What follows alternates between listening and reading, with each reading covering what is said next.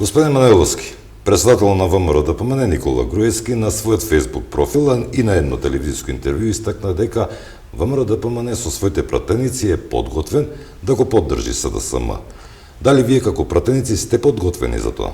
Значи, председател на ВМРО-ДПМНЕ, господинот Никола Груевски, многу јасно и прецизно даде кога и во кој случај ВМРО-ДПМНЕ со своите 51 пратеник ќе го поддржат СДСМ. Доколку станува збор за зачувување на унитарноста на државата, неменување на незиниот карактер, тогаш ВМРО-ДПМНЕ секако дека ќе го поддржи СДСМ по насоки на председателот Никола Груевски, се со цел да не изгубиме ова парче земја што го имаме. Имавте можност да направите влада, но поради кои причини ВМРО-ДПМНЕ само преговараше со ДУИ. Во тие 20 дена можевте да преговарате и со останатите три албански партии па да формирате влада. Зошто останавте на коалицирање само со ДУИ кога гледаме дека ДУИ не го почитува тој договор?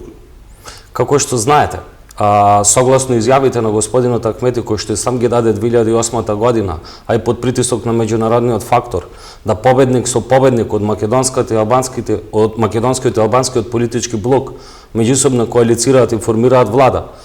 Согласно изборните резултати, ВМРО-ДПМНЕ се обиде да коалицира и да формира влада со ДУИ. Секогаш кога ВМРО-ДПМНЕ ќе го даде зборот, го исполнува тој збор.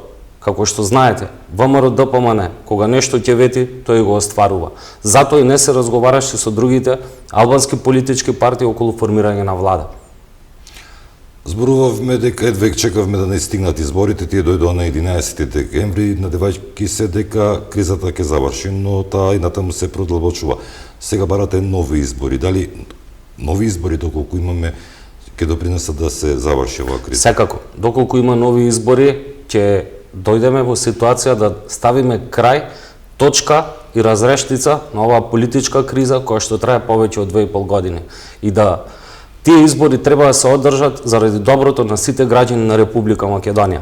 Додека сум тука, би сакал и да напоменам дека во многу наврати на многу албански медиуми, поедини водители и новинари сакаат да го представат ВМРО-ДПМНЕ како партија која што се бори против албанците. ВМРО-ДПМНЕ секогаш кога е на власт ги застапува интересите на сите граѓани на Република Македонија.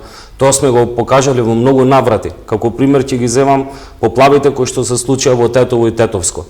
Председателот на ВМРО-ДПМНЕ, господин Никола Груевски, тогаш како премиер, најпрво отиде во Речица, во Шипковица и во Порој, но да не заборавим дека тогаш имаше поплавени подрачја на Тетово, кои што живее мнозинство македонско население, но сепак тој отиде на местата кои што беа најпогодени, ја ангажираше комплетно целата влада, се формираше кризен штаб и сите расположливи средства беа ставени на располагање на жителите на овие подрачја за што побрзо да се санираат штетите од невремето.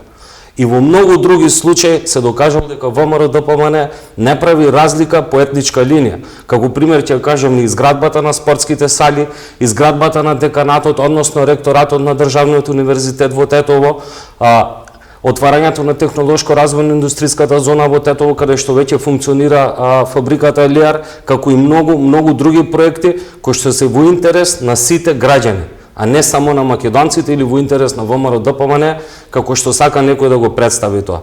Секогаш сум на располагање на сите тие кои што ќе го негираат ова со факти и со аргументи да му образложам дека не е така. Подготвени сте да гостувате секако и во албанска телевизија? Секогаш и секаде во секоја телевизија. Благодарам што бевте гостин во дневникот на телевизија Ултра. Ви благодарам на поканата. Кога државата е нападната, само народот може да ја одбрани.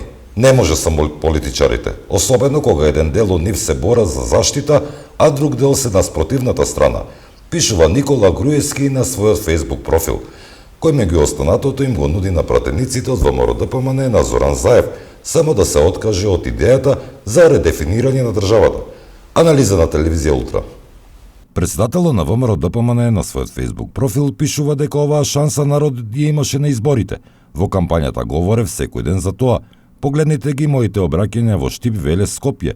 Дел добро ме разбра, некој не верува, мислеа дека со тоа само сакаме да добиеме гласови, а СДСМ да ги загуби.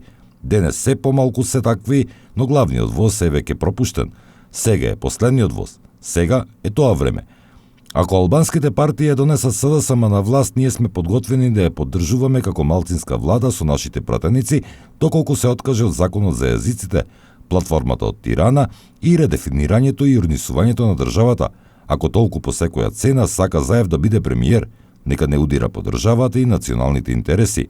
Нека ја спроведува програмата од изборите без редефинирање. Нека удри по нас, ама не по државата и низините темели. Еве, јас доброволно ќе прифатам ако тоа му е услов на Заев да ме уапсат, затворат и малтретираат, а ВМРО да поменее да го поддржува како малцинска влада. И не случајно денеска во мојот Facebook статус објавив дека му порачувам на Заев и му давам јавна понуда доколку по секоја цена е решен да стане премиер, иако ги загуби изборите. И доколку цената за тоа треба да се работи кои што ќе направат трајна штета на Република Македонија и да удри по темелите на државноста. Јазикот е еден од фундаментите на една држава, а следуваат многу други работи после јазикот. Дека лично му нудам, доколку албанските партии го донесат на власт, ако се откаже од спроведувањето на таа агенда, ВМРО ДПМН со 51 пратеник и неговите плюс 49, 100 пратеника, ќе му даде подршка да биде малцинска влада во период во кој што ќе се договориме. И ќе му даде подршка за сите закони што сака да ги спроведе. Освен оние што се за редефинирање на државата, како што се, например, од типот за бинационална држава, од типот на понижување на другите етнички заедници, како што сега се прави со овој закон. Се понижуваат максимално турците во Македонија, србите, бошњаците, власите, ромите, останатите.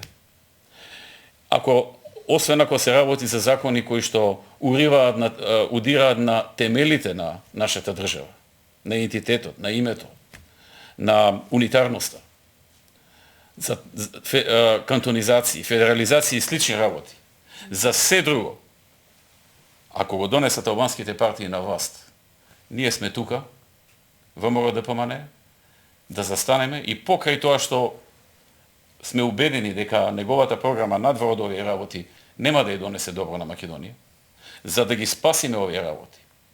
Подготвени сме да му дадеме подршка и да има не 62 пратеника, не 67, туку 100 пратеника во парламентот кои што ќе го подржуваат во време во кое што ќе се договориме.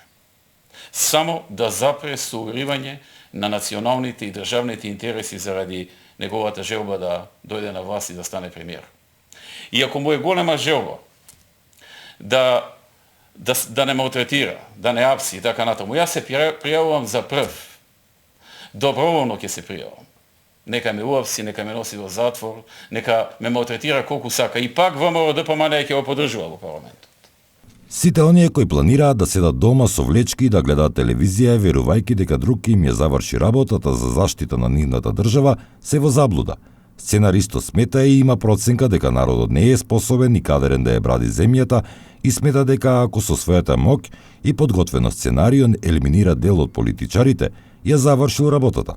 Основната причина за целата операција за рушење на власта и носење на Зоран Заев е слабење на државата со цел промени на името и идентитетот на македонците.